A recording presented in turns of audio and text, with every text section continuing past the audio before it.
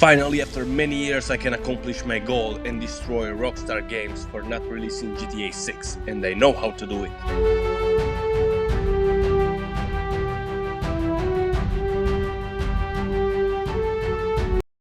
Oh my god. Probably not. So let's pause for a second and let's go back in time to where it all started. Ever since I was a kid, I had a dream. To become one of those guys who take a year gap between high school and college.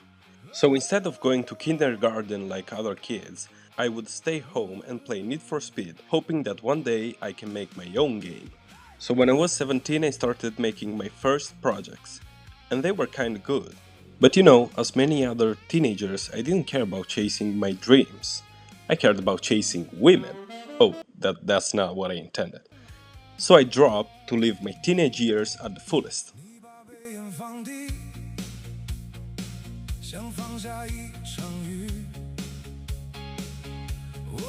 But then I grew older and I started criticizing every single game that I played, thinking that I could do better.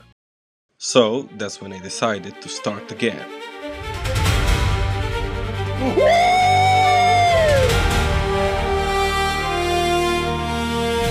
Oh yeah, let's get into it, baby. So after many hours of scheming and concepting my game, I don't know how to pronounce that, I got into coding, and after a few weeks, this is the result.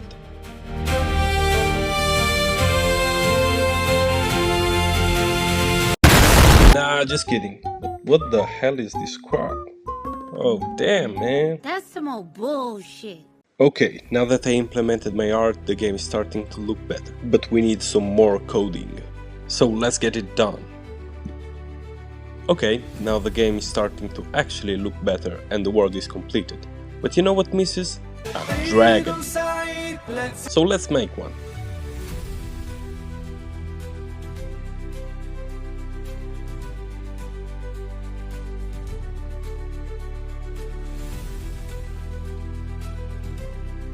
And here's the final result.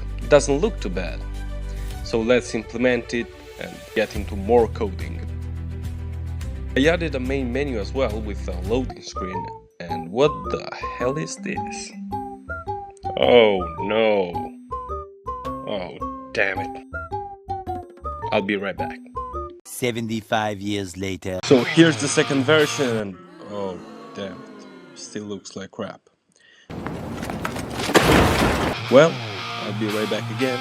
One eternity later. Version 3 time. So I added a fully functioning main menu with a loading screen, and I added some UI, which consists of the pause button, the health bar for the player, the health bar for the enemies with pop-up damage as well, which makes the game look way more professional, the level bar, which functions by collecting the souls of enemies that you destroy, and between a wave of enemies and another you can go to your cabin, which is your safe house as well, and choose one power-up for each level up that you've done during the wave. The world is generated each time you press the play button, so it will never be the same again. The decorations for now are just the pines, the oak, two types of rocks, the lake, which is not crossable, unless you have the power-up unlocked. For now, there are only three types of enemies, which consist of the pistol soldier, the machine gun soldier, and the bazooka soldier, which is as well a mini-boss. I recently drew a tank, which I have to yet implement, but it will be out soon. The power-ups not only gives you as a player benefits, but you can summon allies, which are monsters like the dragon, which I added, but it's still kinda glitched, but I'll fix that. And you can use the nature to your favor, because you can summon an oak who shoots branches to the enemies and makes damage. The oak is a fully independent character who goes after the enemies and kills them. The power-up of the ability to cross the lake, it has a purpose, because on the other part of the lake there is an island with a health pillar which restores your health. So, between the waves of enemies or during a wave, you can take cover on this island where not all the enemies can reach you, and you can try to restore the damage that you have taken during the wave. Since the waves are endless, each wave is harder to survive because there will be many more mini-bosses and bosses that will spawn during the wave. And that's kind of it. That's all I have to say for today. You can see yourself the bugs on the screen, because there are still many glitches that has to be fixed. But if you want to keep up with the news of Magic Survivor, please consider to follow and leave a like, and I'll see you guys in the next video.